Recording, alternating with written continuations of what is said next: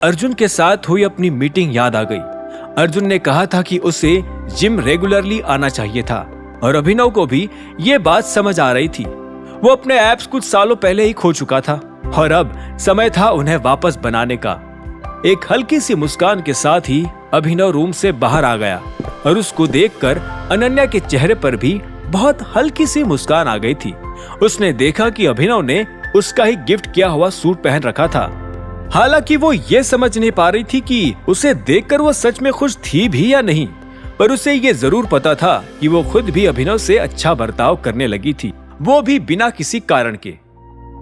काम कैसा चल रहा है अभिनव? अचानक पास में बैठे सनी ने पूछा। उसके सवाल में ताना साफ झलक रहा था।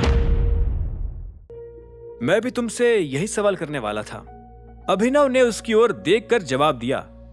खबर लगी है कि एलेक्स कॉर्पोरेशन के सीईओ बन गए हो तुम, और शायद मैं कॉन्ग्रेचुलेट करना भी भूल गया। सनी अभिनव की चालाकी पर मुस्कुराया। बहुत अच्छे, इसी तरह से रहना। इसी वक्त हरदेव ने अपना गला साफ करते हुए कहा, सनी, हमारा एम्बेसडर कौन बनेगा ये डिसाइड किया या नहीं?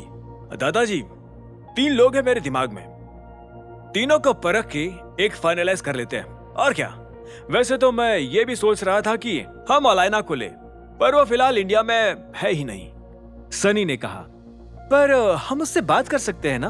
अगर हमारा ऑफर अच्छा हुआ तो वो इंडिया वापस भी आ जाएगी हमारे लिए। अनन्या ने सुझाव दिया। कोई जरूरत नहीं है, हरदेव ने तुरंत बीच में बोला। उसे आराम से आने दो, फिर बात कर लेंगे। फिलहाल जल्दी किसी और को ढूंढ लो। फिर तो चित्रा बेस्ट है। अनन्या के ये कहते ही सनी ने उसकी ओर देखा। मैंने पहले भी कहा है ना, वो नहीं बन सकती हमारे लिए मॉडल। पर वो बेस्ट है, अगर उससे नहीं ले सकते तो फिर अलाइना से ही बात करो, सिर्फ यही दोनों बेस्ट रहेंगे हमारे लिए। अनन्या की जिद पर सनी को चिढ़ होने लगी थी। ये बचपना बंद करो, मैंने जो बोल दिया वही होगा। चित्रा नहीं बनने वाली हमारी एम्बेसडर। पर क्यों? अनन्या ने भी उस पर खींचते हुए कहा। तुम बचपना कर रहे हो, बिजनेस को बिजनेस की जगह रहने दो और पर्सनल फीलिंग्स को उसकी जगह। इतनी सी बात तुम्हें समझ नहीं आती क्या? अगर चित्रा ने तुम्हें रिजेक्ट कर दिया तो इस बात का खामियाजा कंपनी क्यों भुगते? अनन्या की बात से सनी की आंखें गुस्से से भर आई। क्या बोले तुम अभी? हैं? जो भी बोली सच ही बोली हूं, ठीक है? अनन्या ने कहा और टेबल पर सन्नाटा छा गया। हरदेव ने एक पल के लिए सोचा और फिर सनी की ओर देखकर उससे पूछा, तुम्हें चित्रा से प्यार था क्या? नहीं नहीं, ऐसा कुछ नहीं था। सनी ने अपना गला साफ करते हुए कहा। अनन्या बस बकवास करे जा रही है, इसे पता वता कुछ है नहीं। अनन्या धीरे से हंस पड़ी।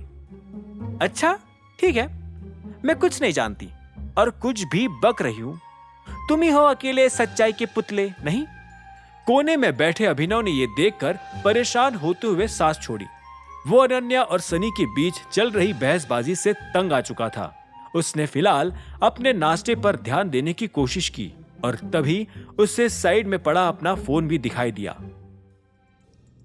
अभिनव को याद आया कि कल रात से उसके फोन में एक मैसेज पड़ा था।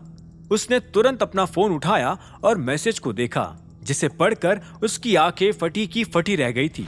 तेज धड़कन के साथ अभिनव ने टेबल पर बाकी लोगों को देखा और अपना गला साफ करते हुए कहा, मुझे निकलना होगा अर्जेंटली, बाय।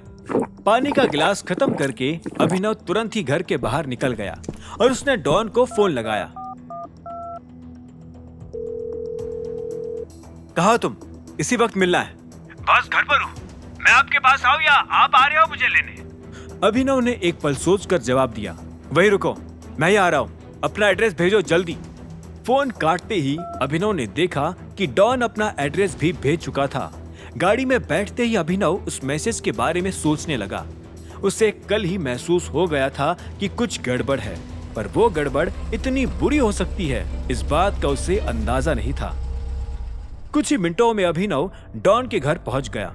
वहां डॉन ऑलरेडी उसका बाहर खड़े होकर इंतजार कर रहा था। बात क्या है बॉस, सब ठीक? डॉन भी थोड़ा घबराया हुआ था, क्योंकि उसने पहले कभी अभिनव को इतनी जल्दबाजी में और बेचैन होते हुए नहीं देखा था। उसके जवाब में अभिनव ने ना करते हुए सिर हिलाया और अपने फोन पर वो मैसेज दिखाया जो लक्ष्य ने भेजा था। आगे की कहानी जानने के लिए देखें अगला एपिसोड सिर्फ पॉकेट एफएम के यूट्यूब चैनल पर और द रिटर्न ऑफ टाइगर के सारे एपिसोड्स को सुनने के लिए डिस्क्रिप्शन में दी लिंक से डाउनलोड करें पॉकेट एफएम ऐप।